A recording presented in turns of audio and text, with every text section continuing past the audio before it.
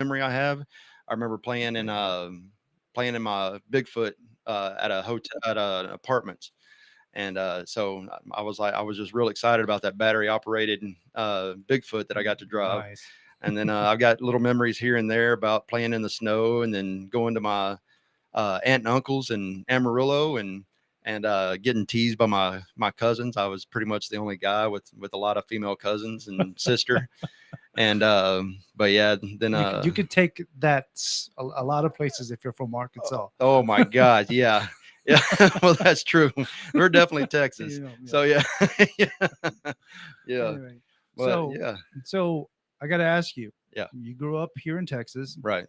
Did you go? Where did you go in the world before you joined the military? Did you go anywhere outside of Texas? No, No, you just kind of stayed in Texas. yeah, Okay, tell me a little bit about you growing up. Like what you did, where you went to high school. Who were some of your yeah. favorite teachers? Uh, well, like some of the things that I did, I was always curious and everything else, and kind of doing things on my own. And since we moved a lot, then I didn't have any friends, and I had to occupy my time. And like any kid, that I kind of got into some mischief. And the time in Amarillo, when we lived in Amarillo, I forgot to tell you that yeah, we lived in Amarillo for a little bit. Uh, but I was curious about fire at that time. Oh, And so pyromaniac. yes, and so I built fire. I built little piles of sticks at every person's fence down the alley across the street from me. And I got a little bottle of gasoline that I put on every one of them, and I was really fast. I felt like, and so I wanted to light every one of them before anything happened, and I wanted to make it all the way down to the end. And at the third house, a guy came out and chased me back home and put out the fires and all this other stuff. And Nice. yeah, Well, but that's what little kids do. They kind yeah, of get in trouble a little bit. yeah, Nice. and then So, yeah. are your parents still alive today? Oh yeah, yeah. They're alive. My dad is happily married, and he lives in Corsicana, Texas, and my mom is happily married, and she lives just north of Tyler. Nice. So yeah. What was it like with both your parents? Oh, it was great. I mean, my mom, she just she did stuff just to take care of me and stuff, just but she definitely did not like conflict. And so if I gave her any kind of if I harassed her at all, then about food or anything like that, then I would either get a peanut butter and jelly sandwich, or I'd get a grilled cheese. And my dad would make him so angry because he's like, no, make him eat what we got. Yeah, I got you. I know what you Yeah. mean. Yeah, yeah. So, where'd you go to high school? By high school, well, I started out in the Christian school. So before high school, I was going to public schools, and I ended up in Wortham. And Wortham was pretty interesting because I really, I guess the best way to describe what I looked like was probably Wonder Years. Did you ever watch that? Oh, I love that show. Yeah. So you know the kid with the goggles, that the really Yep. geeky looking Yep. kid. Yeah, That that was was his that. best friend. I looked just like that kid. I Oh, even had the really? goggles, and I had so many fights, and I wasn't from there, and people beat me up because I wasn't born from there. Yeah. They beat me up because they said I was ugly or other stuff. But that's where a lot of things happen. And I mean, it made me like kind of who I am today. Like, because I mean, there was a lady there, or a girl at the time, and uh, her last name was Canary, and I had a crush on her. And so we were gonna go to like this little makeshift prom or whatever, but she only reason she said yes to me is to make this other guy, the last name Dunn, Oh, nice. jealous. And then so whenever I figured, or whenever I overheard her, then I pulled up the sink out of the which is, I'm kind of just screaming through this because I know we got a lot to cover. But I pulled the bathroom sink out of the wall. And then I was a basketball player then. I just love playing basketball. And then I ran into Amy uh, out on the sidewalk. And then I said, "Why did you do that to me?" And then she made like some rude comment. And then I just saw red. I turned around as she was running away, and I threw the basketball, and it went right between her legs. And then it caught her, and then she Yeah. face planted in the sidewalk. And then then they said that I meant to do that, and I did that everything on Yeah. purpose. And then after that, I get the reason I'm kind of leading up to all this or whatever is because then I had another girl there, and she was like the hot thing there. And so somebody told me that she liked me. So I was like, okay. So I went and tried to talk to her. I Nothing mean, wrong with that. yeah, I mean, I had no friends there whatsoever. And so then I went over there, and then she like, I said, hey, I heard that you wanted to go out on a date, and or you liked me. And she was so offended that she kicked me in the uprights, and then she punched me in the stomach, and then, oh no, she hit me with the basketball. And so for about 3 more days after that, I just I felt pitiful. I felt like, I mean, nobody liked me or nothing like that. Wow. And then I was playing basketball, and all of a sudden I looked behind me, and there was a baseball game going, and then everybody was up on this pile of dirt. And I was like, what's going on over there? Everybody was hollering, hooting. And there was this guy up there, this other kid that's in my class, and he was beating up this one girl named Jessica. I was Ooh. like, what? And so, I mean, I just couldn't help, but all I seen was his face, and that's all I focused in on. And I sat there and I just went through the crowd, pushed everybody aside, Yeah. and I went up there and I punched well, we called him Bubba. So I punched him in the face, and then I told him to leave her alone. And then I just turned around and walked off.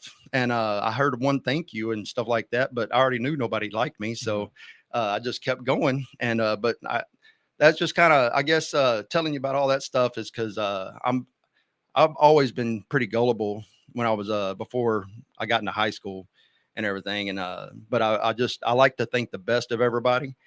And so I put my best foot forward whenever I can. And if somebody tells me something, I take their word for it. And but so I really got taken advantage of a lot. That's And what happens with people that do that. yeah, People that kind of do that, they yeah, always get taken advantage of. exactly. Yeah, It's insane how it gets bad. sometimes. So you're in high school. Maybe a lot of people don't like you. Yeah. You kind of have your little moments, right? Yeah. So was there a Well, girl there in high school? Maybe no, not really. not really. No, because the thing with Wortham is I got into so many fights out there that my dad felt like he wanted to put me in Christian school. So I went to Christian school.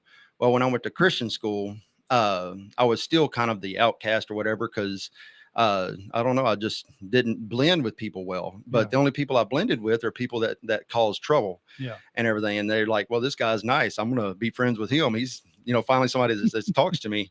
And then so then I was in the Christian school. I was introduced to drugs, not doing them, but selling them.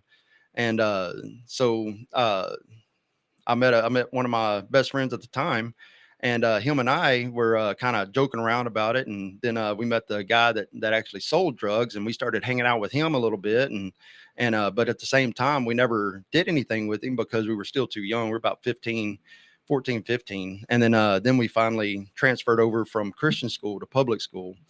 And so my best friend at the time kept that mentality.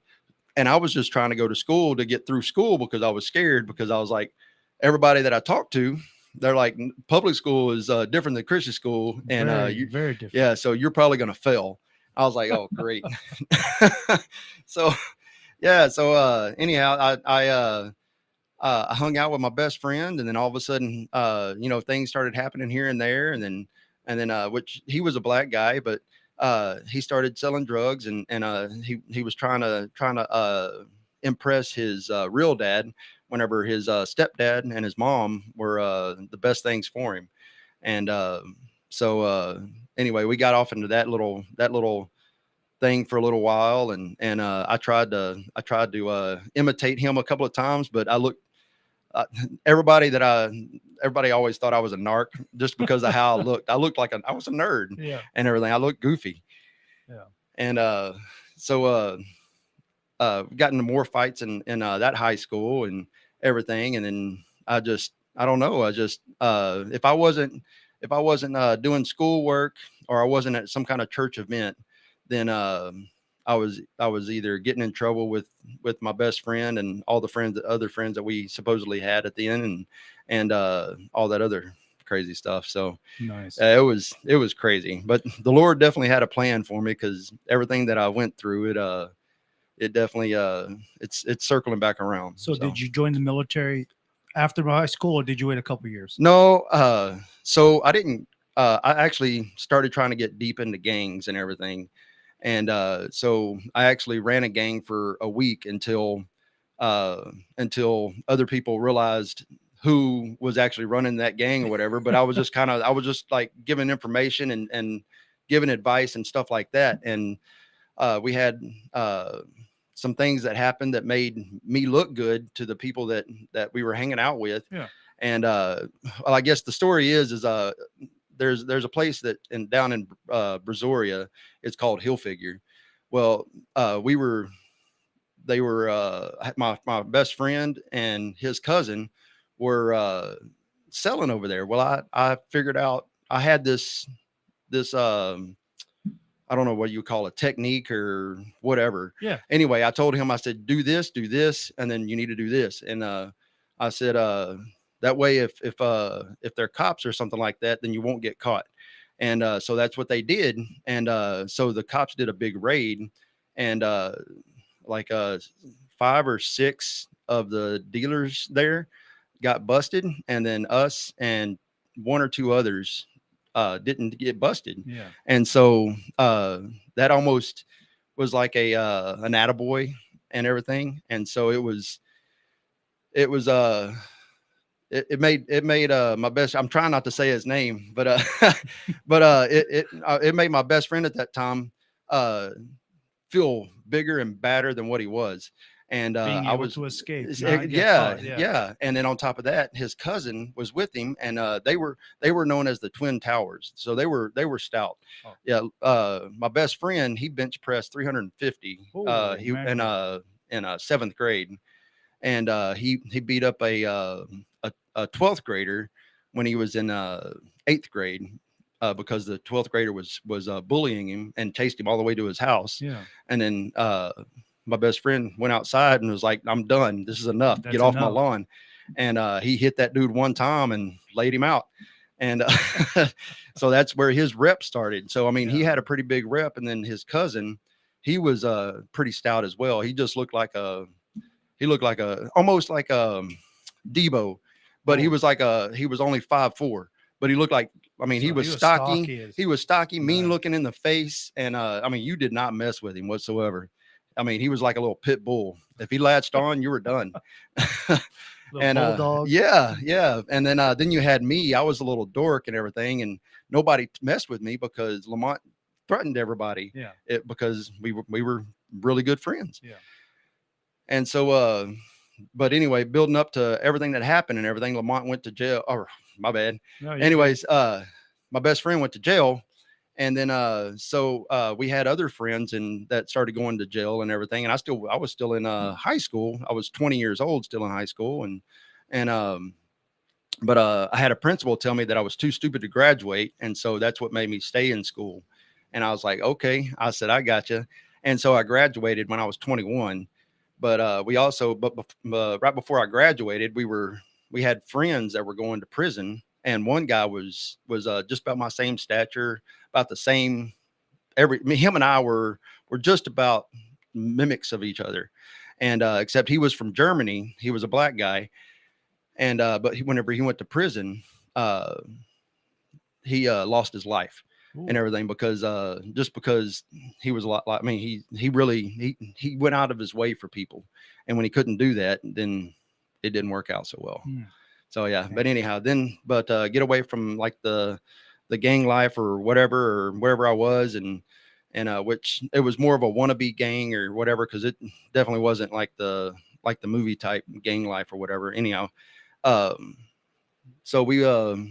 I joined the military, and so when I joined the military, what was the reason? The reason was just I had nothing to look forward to. There was all my friends were dying in jail and they were going to prison, and I mean, you think it was a positive thing to join the military? I just thought, I mean, yeah, I mean, because okay, because a lot of people don't I gotta think it's positive, but a lot of people like myself thought it worked out for me because I didn't know what to do after high school. Yeah, I do gotta, because I do have moderate brain damage, and I do forget things, and sometimes things don't I don't remember it completely, but it's just like Dwayne.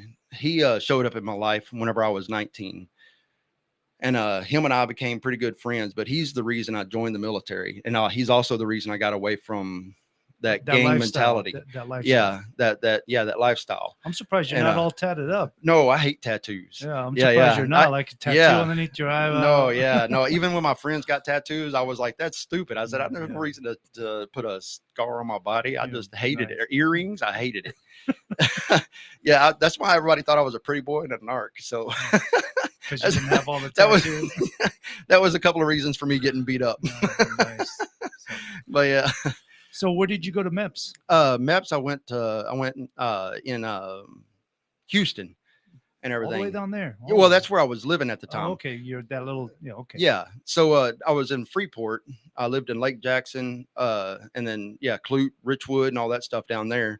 But I got into tanks. I was going to try to join the Air Force, but the Air Force guys kept calling me Steve, and I was like, my name is Kai. He goes, "Oh yeah, I'm sorry. I got so much on my mind and everything." And he started doing some other paperwork, and he's like, "Okay, Steve, what do you got now?" And I'm like, "Are you serious? You Not still calling me Steve." Steve?" And so I just felt like it was just something that was telling me that I wasn't meant for Hey, that. my name is Angelo, and they've been calling me Americo, Amer- Antonio, Yeah. Angelino, Yes. Yeah. everything but Angelo. Yeah. But whatever. Yeah, anyway, But yeah, so you go to MEPS, right? You go through the whole process. What did you think of that whole process? I thought it was silly. It is silly, Yeah. right? Yeah. I mean, it's really that difficult to figure Yeah. somebody out, but yeah, Right. it works. Some people, but I get it. You got to Well, make sure yeah. sure you can weed them out, the people that are not supposed to be there. I It's get it. true, but my whole thought process was school was a joke, the MEPS was a joke, and so I mean I technically didn't try, and but Do you whenever I think made it through, now at your age, do you think school was a joke? you know, yeah, and I completely wish I could go back, and I'm trying to enforce that on my son. Every My kid, kids. kids nowadays, they think school is not important, but school is Yeah. important. No, it is. It It is. is important. It's a building block. It's something that you go in and you learn school, and you might not technically use it when you go out, but the thing is you have that in your memory bank, and it's like your mind is a muscle. And so when you learn things and everything, and a muscle gets so full, then you need more muscle. And so the way I know I'm no brainiac or anything like that, but I mean, I think the more things you intake in your mind and your brain and getting it stronger and stronger, then the stronger your brain becomes, because you're using more of your brain and stuff like that. So I mean, it's just like my wife. She went to college and she's done great things, and she's not actually doing what she went to college for. But if you met my wife, she is an amazing lady, very intelligent. Oh, we're definitely going to talk about her the second Yeah. half. Oh, 'cause it's- there you go. Yeah. yeah, but that's good. Oh, so you go to MEPS, right? You Yeah. go through the process. You go to all of a sudden, hey, you're going to boot camp. Where'd Yeah. you go to boot camp? I went to boot camp at Fort Knox. That's where I Fort went to. There you go. Fort Knox, Yeah. Kentucky. That's Yep. right. Fort Knox. I was a Nice. tanker, so What 19 year? kilo. What year? 1996. I was at Disney Barracks. Okay, mine was 99. Mine Nice. was Cougar Barracks. There you go. I You know, gotcha. I think it's like I don't remember because it's been so long. I Yeah. don't remember that. Yeah. I remember my unit. We won just about every single ribbon we could win. No. Yeah. That my cycle. My Yeah. gosh, my unit was spot on because we had former Marines, former Air Force, former Navy, Oh, all it.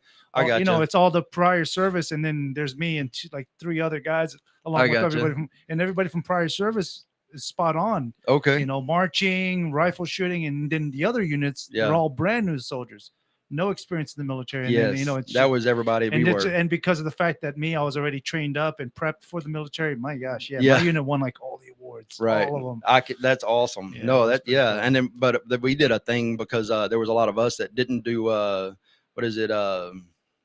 The RTO, what is that? Something like, I don't Yeah. remember. But anyway, it's the in school training for military. yeah. So the drill sergeants put us against them, and man, we tore them up. Oh, man. Yeah. There's this place in Fort Knox, Kentucky, called Agony. Yes. Heartbreak. Heartbreak. Oh, and Agony. Oh my Let's gosh. see. Heartbreak, agony, and misery. Misery. Yeah. It's these famous hills in the military where you are forced to march up these hills that are literally so steep, and you don't even know how you make it. Yeah. I mean, Well, I think it's they like got to a stop halfway, 65 something like that. They degree stop angle, they stop halfway 45 up. degree. Yeah. Oh, man, There's that a wa- 45 degree, there's a 65, I think, and there's something else there. Like I said, it's really hard for me to remember a lot of things. Imagine in the So, wintertime when it's frozen over, get on a oh yeah, sled. that would be awesome. Oh man, that'd be fantastic. But anyway, that's cool. So you go to boot camp in Fort Knox. Yeah. You're successful. How was it? No, I was real successful. I was just too cocky. No. So, did the drill sergeants pick on you a lot, or they kind of let you Oh. do your thing? Yeah, no, I got picked on. I mean, I got, because of how ate up some of our guys were and everything. I was actually platoon sergeant and squad leader at the same time. Oh, nice. And so I was actually doing really well, which made me cockier than what I was. And so the drill sergeants decided Naturally to pick put on me. They decided to let me have a taste of what I can't think of the word. The guide on. No. Like whenever you're like It's okay. yeah, We'll remember when we go on to the probably so. conversation. Yeah. Do you still remember any of your drill sergeants? Just Drill Sergeant Lockhart. That's it. Yeah, Lockhart. because he was the one that really impressed me, and I think he was the reason I was platoon sergeant and squad leader. He saw a lot in me. So he saw something in you that Yeah. you probably didn't Yeah. think you had in you. Yeah, I mean, I was the first one to fall out of the run. I was one push up from going to fat camp because I was so weak, and so yeah. Then before he left boot camp, our drill, our boot camp, because other drill sergeants were apparently scared of him. Then he went to the Marine Corps boot camp. Oh wow! And but before I left there, I was almost top 10 in push-ups, and I was top 5 in the runs. So yeah. Ladies and gentlemen, this is Kai White here in front of me. My name is Angel Roca. Stay tuned. That was our first half of Vet for Vets. We will be back in a few minutes. Thank you so much.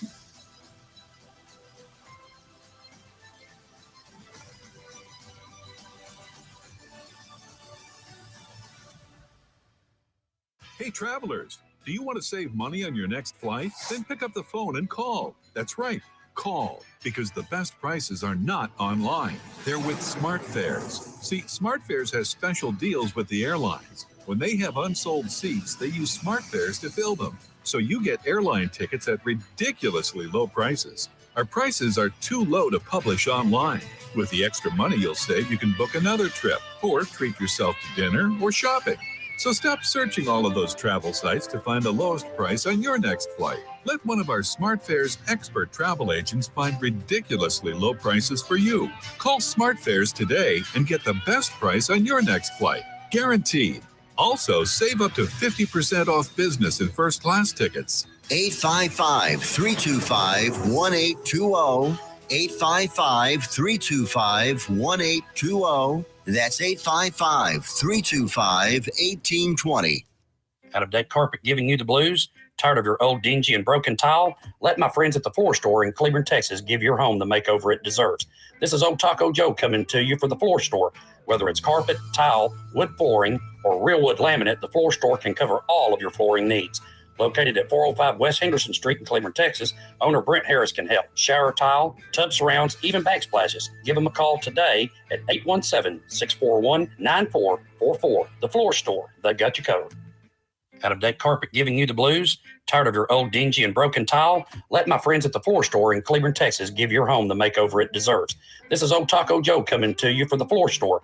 Whether it's carpet, tile, wood flooring, or real wood laminate, the Floor Store can cover all of your flooring needs. Located at 405 West Henderson Street in Cleburne, Texas, owner Brent Harris can help. Shower tile, tub surrounds, even backsplashes. Give him a call today at 817-641-9444. The Floor Store, they got you covered.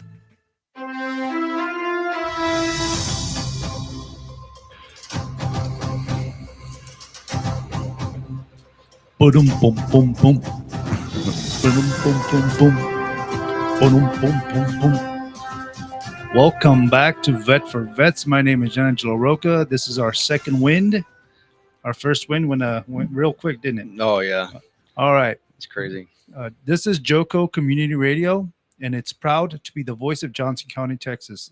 And we are live 24/7 on the TuneIn Radio Network. TuneInJoco.com is the place to be to find all the ways to listen and watch, and the station app is also available for free on Android and Apple devices. Simply search your store.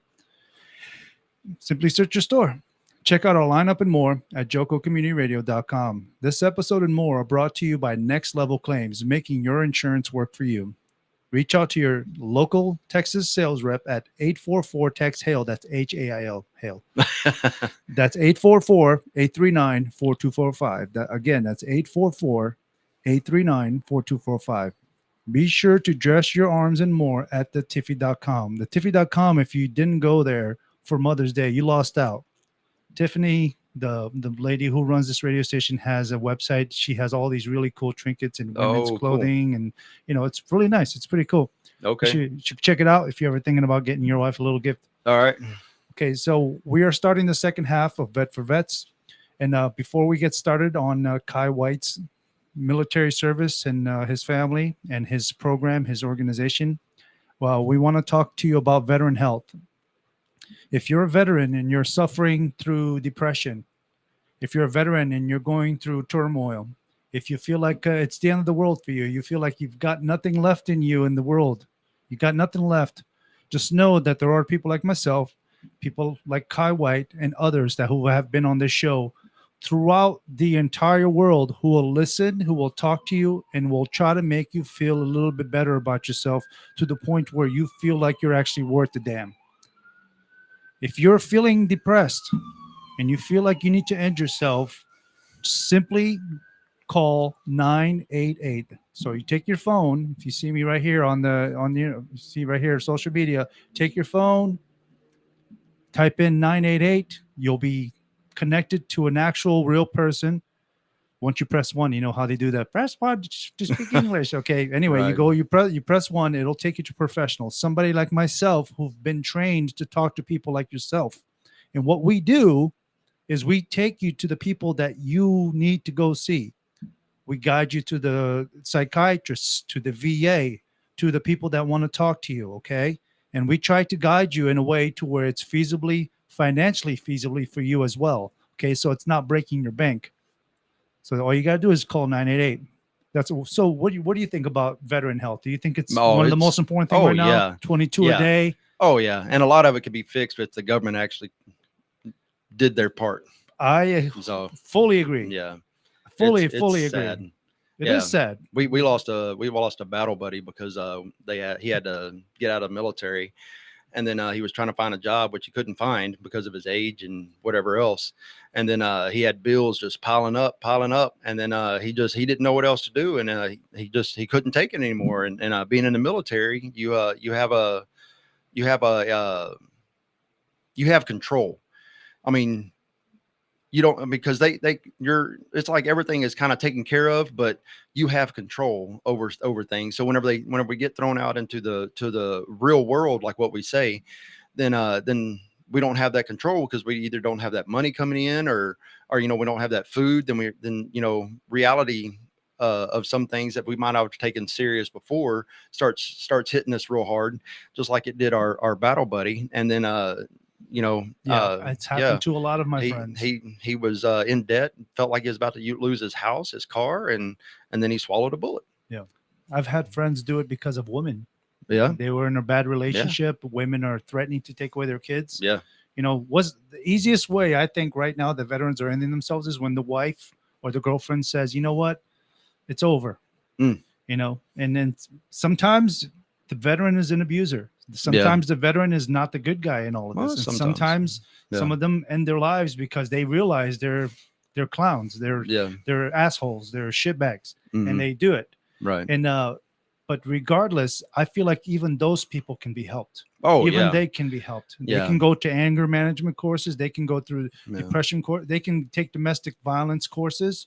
Okay, they can do. There's a lot of resources out there for people. The sad thing about the government, the way that they do not take care of us is we go through 6 months of training to learn how to take somebody's life. Yep. And then after we go over there and we see things that a lot of people don't care about seeing and everything. 1%. Yeah. 1% of us sees all Yeah. the stuff. So, nobody sees. I mean, a lot of like some of the smells are stick with me and everything. And some of those sights, I see them every once in a while, but I have a solid control over, I feel like I do, over my emotions with that. But whenever we come back after seeing all that, they gave us a week, maybe 2 weeks, and then they're like, go home. to reprogram. Yeah, you. Yeah. I Yeah, know. yeah. I mean, we were National Guard, so I mean, regular Army is a little bit different. So, but they go back to their thing. But at the same time, I can only imagine it's about the same. It's about the same process. So once you get back, you're supposed to go back to your regular life. Yeah. And it does. And some things affect you in a certain way, and you have to be able to process it. And a lot of people can't process it. And that's the problem with a lot of our veterans. Yeah. Is some of them haven't coped. They haven't Exactly. learned to deal with it. Right. So they turn it into anger. They Yeah. turn it into Yeah. violence. Well, it turns itself into anger and Yes, violence. over time. Yeah. Well, because I mean, what makes people angry? I mean, I know I'm no psychologist or anything like that, but the thing that makes people angry and mad at something is because a situation is because they don't understand it. And so whenever veterans like myself have situations and we don't understand what's going on with what's ourselves, happening whenever right now. before we knew that we had all this control, because I was crushed by a 700-pound door, I have moderate brain damage, everything else, and I know that I was a lot different before, and I had a lot more control, which unfortunately I was a lot more cocky and arrogant as well. But now then that I almost died three So times, Is that what ultimately helped you stop being that mentality? yeah. Once The you- Lord is basically like God was like, you know what? You need to stop being like that. Quit being an I'm gonna slap you asshole. I'm gonna slap you in the face with a 700-pound door and Yeah. teach you a lesson. And Yeah. so yeah. So my lesson was taught, and Is so- that what led you to meet your wife? oh yeah. Once you Yeah. change your lifestyle, once you realize you were a certain way and you realized it mentally and inside that you were, Well, maybe you weren't all. I know I always knew who I was down deep, but I always tried to please people and everything. You're a And people pleaser. That's was, fine. yeah, There's nothing wrong yeah. with being with that. And so in the military, like there was a couple of times where, more than a couple actually, but I felt like we were getting the raw end of the deal. And so I went and made some deals with supply or my first sergeant or whatever. And so everybody got to go home, and I stayed working until 2 o'clock in the morning that next day, or 5 o'clock the next day. Or there was one time where I had to go back and work at the armory for the next 3 days, right after work and everything, to make up for everybody else that got to go home whenever they said we were supposed to go home. Yeah. And nobody ever knew that. And then I got hassled because sometimes I got favored because like I got to leave some drills early, and I got to go out and eat steaks with the supply sergeant. Yeah. And so I got some things here and there, but at the same time, I also did my duty. But Yeah. You put yeah. your time in. Yeah, I and put a lot my of people time in. didn't see it. they and I didn't. get it. They didn't. So I this- didn't care about that. And so Gotcha. So yeah. tell me about your wife. Where did you meet your wife? Now that So- you cleaned yourself up. right. Well, so whenever I got in the accident, I was in Baghdad for 4 days. I had to fly to Germany. The Lord blessed me and prevented me from having half my skull removed to have brain surgery. So then I almost died in Germany. So then they flew me to San Antonio, to BAMC. So when I was in BAMC, it took me till like April. So February 18th of 2009 was my accident. It took me till like April 12th or something like that, the first and middle part of April, Yeah. to learn how to walk again, learn how to do like simple math and stuff like that. And then when I was able to start walking again, then I started seeing some of my battle buddies that were overseas with me. Yeah, They I were gotcha. in BAMC as well. And so then I had one of them that says, she said, Sergeant White, I'm gonna get you a girl. And I was like, okay, does she drink? Does she chew? Does she smoke? Does she dip? I said, any of those? I said, she's not Yeah, for me. yeah. I gave up all my friends that didn't lead the right lifestyle, or the lifestyle that I needed to be a Christian with. So then she tried to get me hooked up with this one girl at the club, and she was a nice lady, but I just didn't feel any connection. And I could tell I hurt her feelings, because I looked at her for a little bit and she was trying to be all cute with me and Yeah, stuff. gotcha. And then you just didn't. and then feel it. after the song, I was just like, okay, see you later. And she was like, excuse me, we were having a good time. I was like, well, you like drinking and all. This is not my life. Yeah. And so people said, well, why do you go out to bars? I said, well, I'm hanging out with my friends. That's the only friends I have right now. Yeah. And so then Emily was going to try to get me set up with a lady that worked at the hospital. And I was like, no. I said, I'm good. Does she drink? Yeah, well, she drinks. I said, no. I said, if I get on one of those stupid websites, will you leave me alone? She goes, yeah, but you have to date somebody. So I got on eHarmony. I didn't realize I started eHarmony on my second flight overseas. And so we were in Germany, and we did a lot of drinking then. That was 2006 was the last time I actually drank. Yeah. And there's a reason for that. But I apparently started a eHarmony account. Well, if you didn't find anybody within a year, your account was free. Yeah. And so I got on there and I had almost 1,000 matches. I'm like, holy crap, what is this? And I started going through some of them. And then I was like, this is way too much. I said, only limited to Texas. So whenever I limited it to Texas, it was like, it dropped it maybe 100 people. Yeah. And so I was like at 800 and something. And then I found this one lady in Waco, and she was like the craziest one. She's like, so what color do you like? I said, blue. And she says, where do you like to eat at? I said, Mexican food. She goes, what movies do you like? And I said, action. But I was asking her those questions too, and she was never answering. So then she asked me another question, and I was like, excuse me. I said, why aren't you answering any of my questions? She goes, you don't need to worry about that. I'm looking for my baby's daddy. And I'm like, wow. I said, see you later. So then I fast forward and I got all the way down to 768. And that's where I met Michelle. Oh, nice. And I'm telling you, there was just something about her. And so we started talking, and then we started writing each other. And we just kept it strictly to eHarmony for probably about 3 months. But then we started realizing that our letters were, I mean, it took me 3 hours to write her back. You actually were putting time and effort into the letters. Yeah. But she was asking, like, you could tell that she was actually interested. Yeah. I mean, she was definitely a real serious, she was a serious person. She was amazing. And did you ever think that maybe she might have been like that to other men at first? Honestly, I didn't think about any other guys or any other girls after I met her. That's good. It was really crazy. And so I prayed for her. Whenever I was in the hospital, I couldn't walk. I prayed every time I wasn't knocked out from morphine and everything, but I kept praying. I'm like, Lord, I said, I'm tired of being with the people that I was with before. I said, I don't want that lifestyle anymore. Yeah. I said, Lord, please give me somebody that reflects my better half and everything. And that's the short version. But so then fast forward to where I met Michelle, then there was just something about her. It was just like, you just knew. Like, it's so crazy. Yeah. And like the Lord was just sitting here, look, dummy. When was the first time you met her? Oh, that was in November, December, something like that. Something like that. Yeah. And I made it very awkward. So, yeah, but she saw something in you, huh? I'm not sure she saw something in me, but she was like, well, the conversations that we had were pretty nice. And this is not the guy that I remember talking to over, through email. Now, so real question is, did she look like the photo? Oh yeah. Good. Yeah. Matter of fact, the first time we actually talked on the phone, I was like, so what are you doing? And if she's listening to me right now, she's like, why is he saying that? She's probably like, she might have turned me off already, but she's like, oh, I'm just picking up poop. And she goes, did I really say that? Yep. But yeah, she's down to earth. She's very real. And so y'all got married? Yes, we got married 11/11/11, and then 11/11. Yeah, and she said she did that more for her than me. Yeah. So children? We have 2 kids, 2-year-old and a 6-year-old. Oh, nice. So yeah, they grow up quick, don't they? Do. Yeah. Nice. She doesn't want them to, neither do I, but it's happening. Hey, I'm telling you, kids at first, they're a pain in the butt, but you love them. You love them. They are. Nice. Yep. So you go when you have this, you meet your soulmate. Yeah.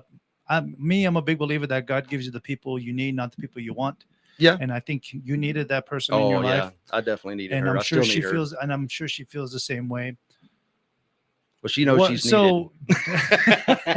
Hey, nothing wrong with that. Yeah. So you guys live together. You guys move in together. You have 2 beautiful children. Yeah. Where did you come up with this idea for Veterans Oath? And Well, if you want to talk a little bit about it, what it's about, and what it represents, and what it means to you, what it means to people like me, Yeah. and what can I and others do to help. Well, no, and I would love to come back, like I was talking to you before, and actually just focus on Veterans Oath. And Yeah. right now, it's technically considered Oath, and I'm in the process of getting the name changed to Veterans Oath. And I'll talk about that when we do all that. But I mean, I have moderate brain damage, and I've had jobs, and things are a challenge whenever I have to do things in order and try to keep up with things and Gotcha. maintain things a certain way. And it's only a problem to get myself used to that stuff. But if I can maintain the same order and the same process every time, I'm okay. But like some of the security jobs, they kept changing up because things happen, and Yeah. so you have to change things up. But whenever things get changed up, then I would leave a vehicle parked somewhere it shouldn't have been left, or Yeah. I left a radio somewhere it shouldn't have been, or I left a computer on because all of a sudden I had to go and check something out real quick. Yeah. And they're like, Kai, you need to, how can we fix this? And but before anything real negative happened, I guess, I was able to leave and go to work with my father-in-law at Ideal, or at that time it was was it Ideal Floors? I can't remember. Anyways, it might have been Ideal Floors whenever. No, it was Ideal Floors when I went there. I completely Yeah. understand. Yeah, You yeah, got moderate brain damage. Okay. yeah, I get it. yeah.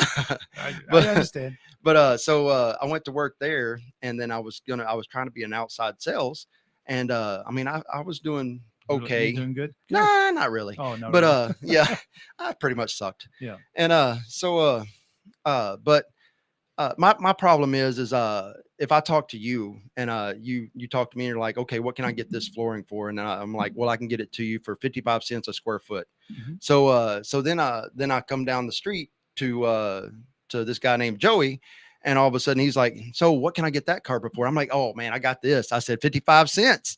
And they're like, whoa, what, we did that for this guy because of how he did it, and we made sure that it was okay, and this is how much he got. And you can't just give that to everybody. Now we're losing Yeah. money. Yeah. And so yeah, it didn't work out so well, but I was trying to get around that, and I was starting to get around that a little bit, and I was trying to learn.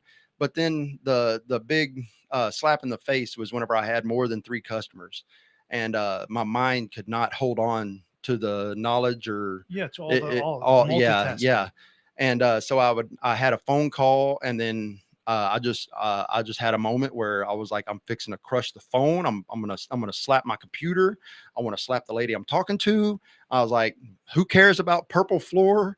I'm like, oh my god. It's like, yeah, I could, Purple floor. yeah. And I mean, it actually looked good in her house, but yeah, it did. Unbelievable. But I mean, it was so overwhelming for my mind, and it's like my mind wouldn't shift gears. I And wish everything. people and women in general, because most veterans are men, most of them. Yeah. There's a lot of women veterans. Yeah. I'm not saying there aren't, but Right. most veterans are male. Yeah. And a lot of women in relationships don't understand when you've been to war, or Mhm. especially when you're a combat veteran, the brain has been geared towards another direction. It's Yeah. been put in a place to where it's not normally seen. Yeah. I remember when I used to be married to my ex-wife, she told me before I left for the first time in war and I came back the first time, I was different. And then the Mhm. second time it was even worse. Yeah. Because it's just the military, the stress, the injuries, the accident. When I hurt my back in Iraq, everything, it just changes a person. Yeah. And then people like me, I have really bad memory sometimes. Mhm. Sometimes my wife will tell me, hey, and this is in this birthday Yeah. is this day, this scheduled appointment is this day. Yeah. And then all of a sudden 2 minutes later I forget, because it's just I'm Yeah. always thinking about what I've gone through and I just Mhm. forget. Well, Does that's that happen to you? Yeah, and that's PTSD, and that's It is. why I don't understand. I don't know if it's my It just brain doesn't damage or affect if it's me. my PTSD. No, but Yeah. the thing is, I can control my PTSD. Like I don't Yeah. think about it. Like I don't cower and I Well, don't do stuff yeah. like other veterans friends of mine that I know. do Yeah, that. I mean, you say you control it, but the thing is you don't have a moderate brain damage, correct? No, I do Yeah, not. so you're still having I memory might. issues. My wife says that. Yeah, right, but you're still having memory issues. I do. And the thing is that's part of PTSD. So even though we like to feel good and we like to say that we're controlling something, we're not actually controlling it unless you actually have it in control, which with you forgetting things and you still don't have it in control per se. Yeah. And so I mean that's what I don't understand is if what my thing is it actually my brain damage, or is it my PTSD, or is it a mix of both? Yeah, you just don't And know. because I mean I fade out every once in a while, and whenever I smell burnt hair, then I smell I mean I see images that I saw over Yeah. in Iraq. And I don't mean to bring up anything No. for anybody to go through a hard time. Yeah. I apologize if anybody does. So what does Veterans Oath actually do? Veterans Oath. So man, I tell you, so I had to pray about it, and I asked my wife, I said, how do you know the Lord is trying to get you to do something? And she goes, I don't know. And so I was like, okay. And so I asked my battle buddy, I was like, man, I said, how do you know that, the Lord's talking to you? I said, what do you think about this idea? He goes, man, I love it. He said, we need to do it. I was like, okay, let's do it. And so then I got a couple of other battle buddies on board. Man, we had like 7 board members at that time. I felt so good. And but then my battle buddy, he had some hard times, and he decided to back out. So we hadn't talked in a long time now. Yeah. He's really struggling, Yeah. or the last time that I know anyway. So then we had 2 other guys that had to back out because they worked with the VA, and it was a conflict of interest. Makes And sense. so then we lost another guy because he wanted to do a rodeo because he has a 5 or 6 year old boy at the time. He's like, no, he says, you know what? I really want to be a part of this. And we're going to do this. And I was like, okay. I said, see you later. So then I was left with a couple of people. And so we gathered up. We kind of stepped back, gathered up, and got things going. We picked up another guy. He was my driver on my first tour. And then he helped us out with the CPA stuff. And then unfortunately he was living in Georgia, and he was going through the hard stuff. And so then I lost my status as a nonprofit. And although I'm still we got it back in 2018, but Texas allowed my name to be given to somebody else. So in Texas, it's confusing, but the IRS has me down as valid. Yeah. And everything. And so from my understanding is I'm still a 501c3. So, and that's why we're changing our name to Veterans Oath. And so far I've already changed all the paperwork. And so we've been dealing with this since 2018, 2019. And just nobody's been able to help me out. Yeah. And so now that I'm my last CPA, she just decided to send me an email and said, hey, I'm done. So we're not doing this anymore. And so I went to LegalZoom, and LegalZoom has got me on track. Good. So what's your goal with Veterans Oath? What's your well, ultimate goal? like the 3 people that we're helping out right now, we want to be more, we want to be proactive rather than reactive. And we're going to bring stable and secure housing to people. So we're helping out one veteran out of Corsicana, Texas. He almost lost his house. So a tree fell on it. So then he called all kinds of nonprofits. There was no other nonprofit that would do it because it's a trailer house. He lived in it for 35 years, had 3 marriages, 5 kids. He didn't want to let that thing go. He owned the property, or he owns the property.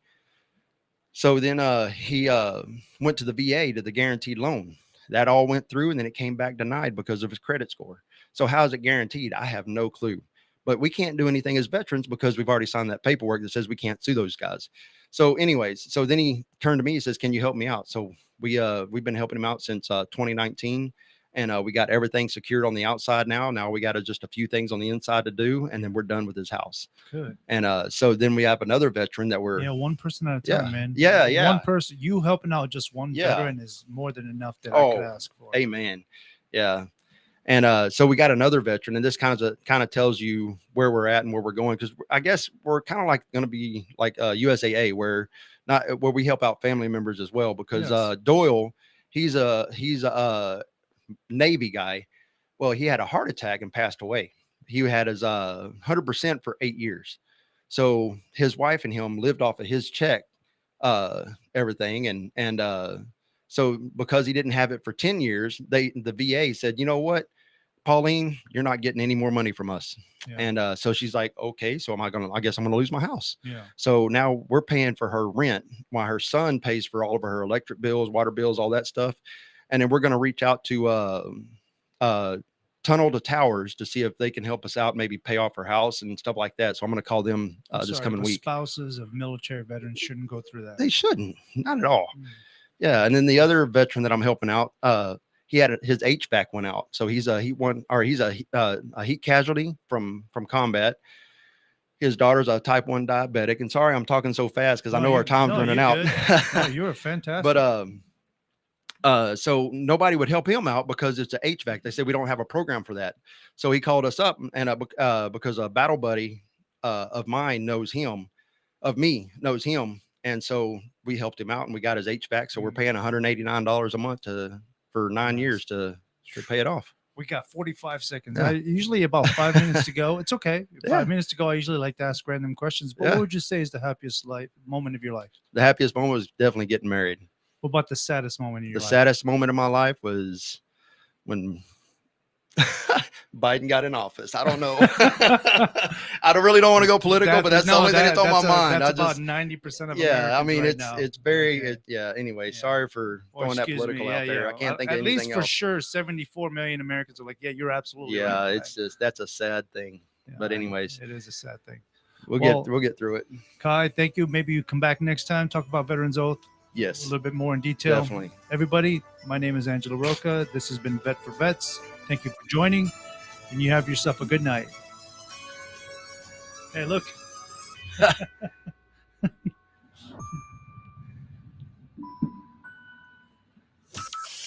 From Burleson to Venus and Grandview to Godley, this is the voice of Johnson County, Joco Community Radio. Have you ever met a single person in your life that enjoyed